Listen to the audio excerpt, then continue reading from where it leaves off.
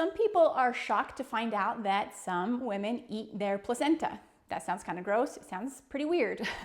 But actually, there are a lot of benefits, and more women are doing it. And usually they're having it processed and taking a capsule. So it's not quite as gross as it sounds, even though you can flat out eat it. Right. Today, we're going to talk about why you might consider doing this and why other people are doing it, what the benefits, any pros and cons are. I'm Rachel from the Mighty Mama Movement, a mother of 8. And I'm Heather, a family nurse practitioner and midwife. Okay, so the first thing we're going to talk about is what is the placenta encapsulation process, or what are people doing to eat their placenta? So let's talk real quick about what the placenta is. Okay. So the placenta is an organ that is temporary. It can be small, which is usually not a very healthy placenta, and it can be quite large. And some are thin, once again, not as healthy, and some are thicker. And it's where the oxygen gas exchange between mom and baby happen because baby isn't breathing, and where the nutrient exchange happens as well between mom and baby on the placenta. And so when baby is born, the placenta comes out after the baby, and the uterus then shrinks, and then we cut the cord because baby doesn't need this placenta anymore. And so, but the placenta, besides doing the oxygen exchange and the nutrient exchange, it also is a huge factor in hormones. It's the thing that keeps the pregnancy going after 12 weeks is the placenta. And so there are many hormones, and research has been done showing that by ingesting the placenta, it can help with postpartum depression. It can help with balancing the female's hormones because you kind of have, your progesterone just go, everything just flops the moment it comes off. Milk production, that whole thing. So women have stated that it helps with their milk supply, to not have a low milk supply, postpartum depression, as I said, hormone regulation, but it can also help with hemorrhaging, to reduce hemorrhaging because it gives mom that big burst of hormones. So there are some really good books on it, and we can show you the books, okay, that are recommended, that have been written on placentas, and the research that has been done. So that's why many women like to get their placentas, have them cleaned, dehydrated, ground up, put in capsules, and they will take them for the first 1 to 4 weeks after their baby is born to help with that hormone balance. Do you know if there's a history of this having happened long before, or is it kind of a modern new thing?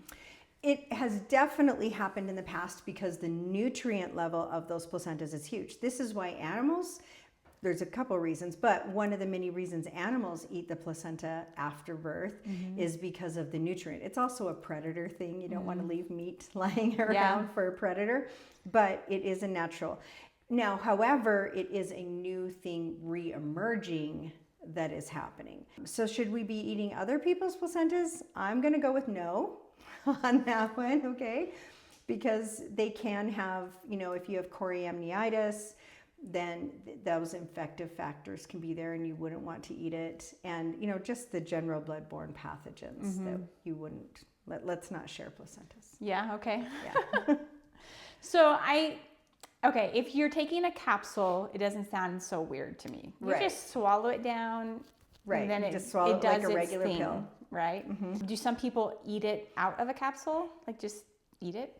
I've had women that will put little chunks into smoothies every day, and they just do it raw that way. They'll usually cut the placenta, or have someone cut the placenta up, minus the membranes and stuff, and put it in little baggies, put them in the freezer, and every day they'll pull a baggie out and throw it in their smoothie.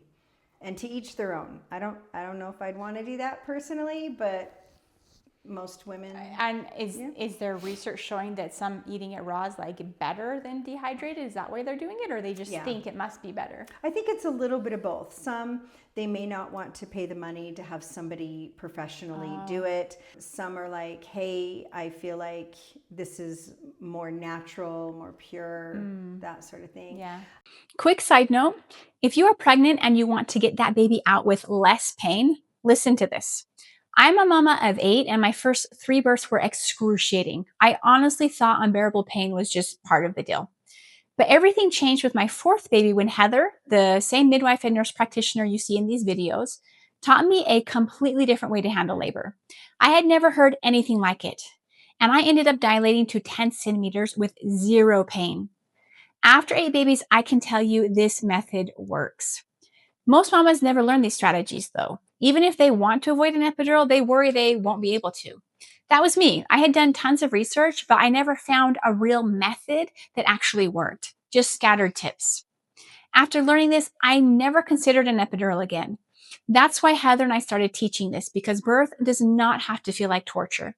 Our 10-step practically pain-free birth method has helped so many women, like Mumina, who said that her twin birth was way less painful than her first singleton birth because she used this method. If you're curious, click the link below and save your spot in our free online class, How to Give Birth with Practically No Pain. I know we've used it in the past to prevent hemorrhages. When I have a mom who's like, I don't want Pitocin, I don't want any medication, and so she'll be bleeding more than I want, a hemorrhage, and I'll say, okay, you have a choice. You can either have a chunk of your placenta or you can have a shot of Pitocin.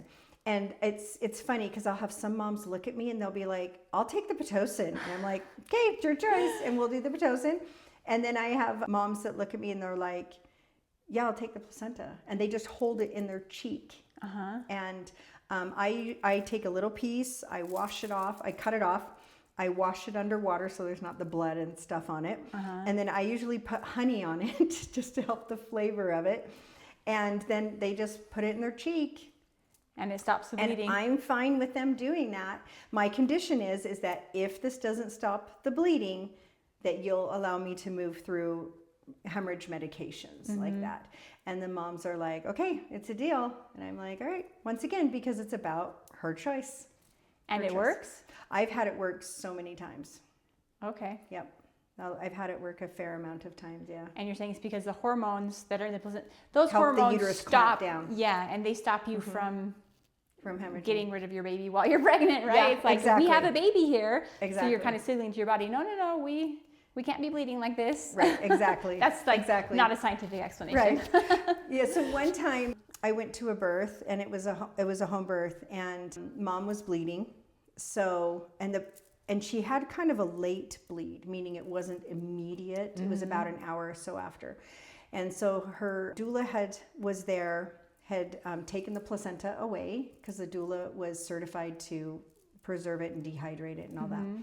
And so I gave her a shot of Pitocin and she needed more medications. And I went through my kit and unfortunately I didn't have the additional medications I needed. I could run back to the birth center and get them, but it was about a half-hour drive. So I called the doula and I'm like, do you still have that placenta? She's like, yeah. I'm like, bring it back. Bring me the placenta back. And because I'd given the mom 2 medications at this time and she needed a third.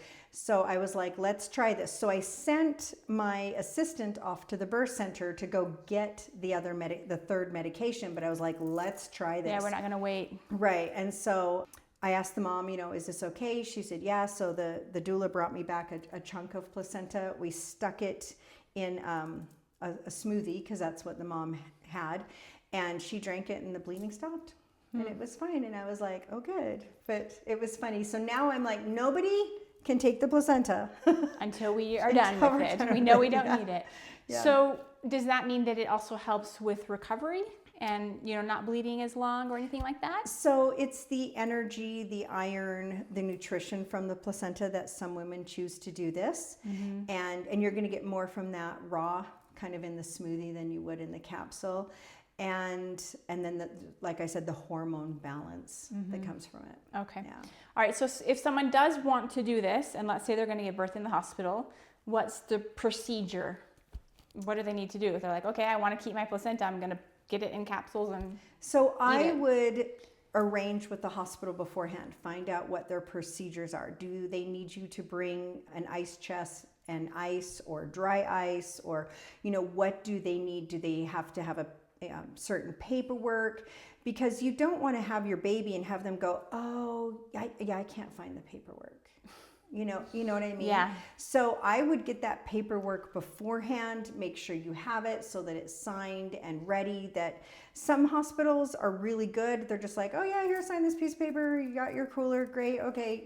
No problem. And other hospitals are going to make you jump through hoops. And it's a lot easier to jump through those hoops before you've had the baby than after you've had the baby. Okay. So, but you're going to like hire someone to do this, right? A lot of people do. Not many people do it on their own. Okay. Not the hospital part, but but I mean to process the placenta. Most people So hire. usually you're going to show up to your birth with like a cooler with ice in it. Then they'll give it to you in a bag. You'll put it in the cooler. Can you just put it right on top of the ice? Yep, just put it right on top of the Okay, ice. then you bring it home and contact the person who you've already hired to, will they just come get it? Some come get it. Some you have to deliver it to them. The different people that I have on my reference list, the dad has to, or somebody has to bring it to the woman's place and then pick it up. Some they deliver it, they come pick it up. So it just varies from person to person. So just talk to them and figure it out. But I tell people if you're not going to get it done within the first 2 to 3 days, you need to freeze it. Okay. Yeah, don't let it go sitting there for a while. But they can still process it if it's frozen. Yeah. Okay. Are there any possible like negative side effects or reasons why someone might not want to do it? So we talked about infections. You would probably not want to do it if you had the choriamnitis, other issues, other bloodborne infections. Okay, even if it was your own infection. It depends on what it is. Okay. Yeah. And then like if it's a live bacteria kind of, you'd want to maybe refrain from it. The big problems that have happened with it are like there was a case in Florida where a woman wasn't disinfecting properly between people, or like she was dehydrating them and just lining up people's placentas on a dehydrator. So there's that potential for multiple placentas together. Right. So don't do that. So you want it's like improper handling, improper processing could cause problems. Right. Exactly. And you're going to get that with anything, any food, any meat. Right. Anything you consume, if it's been improperly handled, could get you sick. Exactly. Yeah. So you just want to make sure that the person doing it is doing it properly. And then you want somebody who can get it to you as quickly as possible, because you'll see better results, because that's when your hormones are like kind of, really out of balance, flopping sides. Where someone that says, oh, I can get it to you in 2 weeks, you may still feel a benefit, but a lot of that 2 week time period is really ideal. So you want someone who can get it to you within about 2 or 3 days max is preferred. Right, because that's when your biggest recovery is happening. Right. So you want the support that it gives. So I personally have never had anyone say it made them worse in any way or form, but I have had women say, oh, I didn't see a difference in my milk supply, or it didn't make a difference in, this or that. Yeah. So that would be the most common. Is it's not a guarantee. Some people it's going to work really well for, and some people aren't going to see a difference. But I personally have never seen anyone say I had negative side I wish I effects hadn't from done it. Right. You mentioned how some placentas are healthier than others. Is there ever a placenta that's in a state where you say, oh, you actually shouldn't keep this if you were planning on it, just because it's not healthy enough? I would definitely say just once again, the infection, okay, that sort of thing. But as far as, placentas breaking down, like some of them have a lot of calcification. If mom was a smoker, if she was a drinker, doing drugs, those sort of things, I would probably not do those ones. Okay. Yeah. So, but yeah, those are the big ones. They may not have as much nutrition as, the small little placenta that's very thin and friable. That one's not going to have the nutrition factor of the woman who had a nice big, we call them juicy placentas. She's going to have more benefits that way. Okay, so just a few more little details to make sure everyone has all the information they need. What's the typical cost? And also, can you do this after C-section? You can definitely do it after a C-section. Once again, just pre-arrange it so that everybody knows. And for cost, that varies greatly from the area that you're from. I've seen it as low as $150, and I've seen it as high as $600. Okay. So as far as the cost goes, ask around. Right. But it sounds like it's not too kind bad. of like an expensive supplement, but not outrageously expensive, like on the higher end of what you could pay for certain supplements. But you know, you also Exactly. consider the iron you probably want to take, or you should be taking in postpartum, and some of the other supplements, and if it Right. helps you with postpartum depression or things like that. It's worth a shot. Yeah, It's worth a I try. never did one. It seemed really weird to me when I first heard about it, and it still seems a little weird if I'm being completely honest. But it makes sense to me at the same time, and I think, I would probably consider that if I were to have another baby. I figure it really doesn't hurt, you know, as long as it's processed properly and it's clean and free of disease. Like I said, I haven't really seen any negative side effects that way under proper conditions. So, Okay. Well, we hope that helps you make your decision. And don't forget to check out our free birth class, How to Give Birth with Practically No Pain. There's a link below.